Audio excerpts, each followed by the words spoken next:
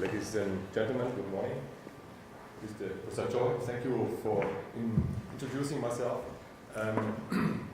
Yes, I'm very happy to be here.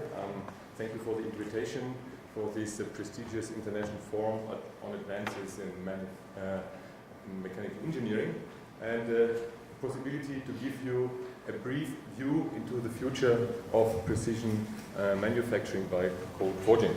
Since this is not very easy, as you know, I decided to tell you a story, inviting you into a little trip into the future, and by this way I want to share in a special way with you some thoughts and ideas I gathered from discussions or from a special initiative inside the ICFG, the International Code Forging Group, and by discussions with many experts from inside and outside the ICFG, and as well relevant literature.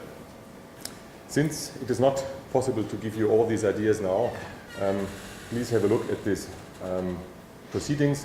Luckily, my long paper was published there, and you can read all the other ideas I have gathered and collected.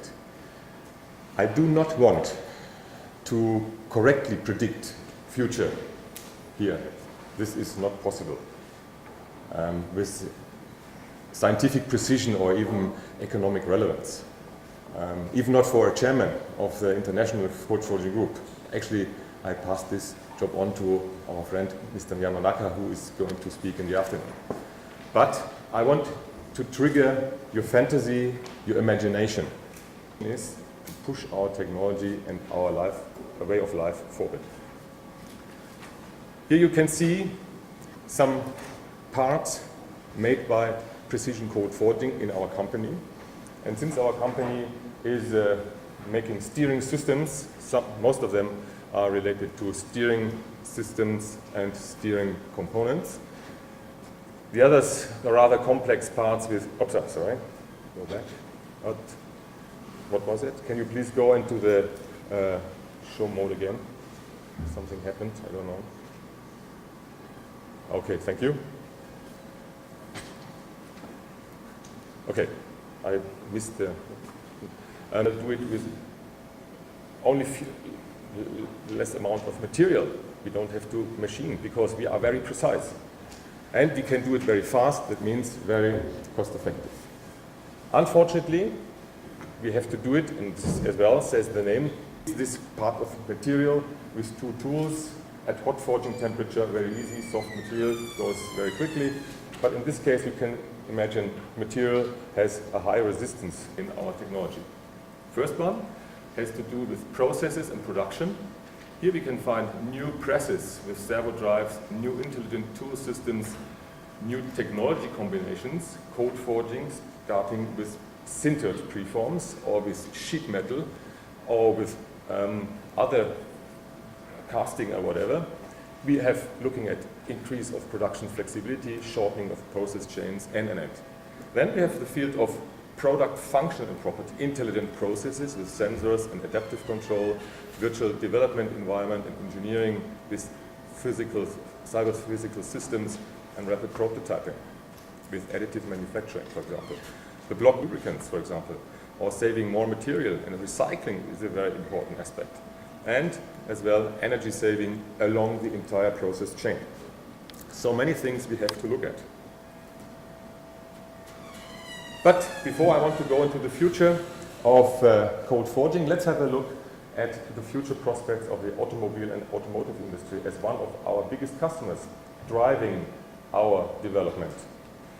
So at the beginning of last century, metals with almost metallic properties, so-called organometals, new functional hybrid materials, and this was very easy, they could be reliant for a new product. Plug and produce philosophy, that means just cable in and start, even for complex products, became state of the art. Over the last 2 decades, so-called active pre-stressing, during the process, the forming process, you have to understand that the tool is opening because of this. That means employees and their knowledge. And social capital, that means international networking and collaboration within the company and as well with international groups are most important for the management and organizational form.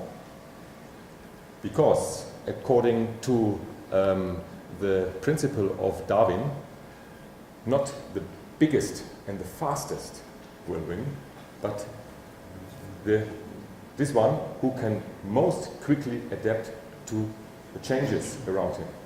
And this is going to be the big challenge of the future. Yeah, I've summarized very quickly these 10 rules, what we have to do and can better survive.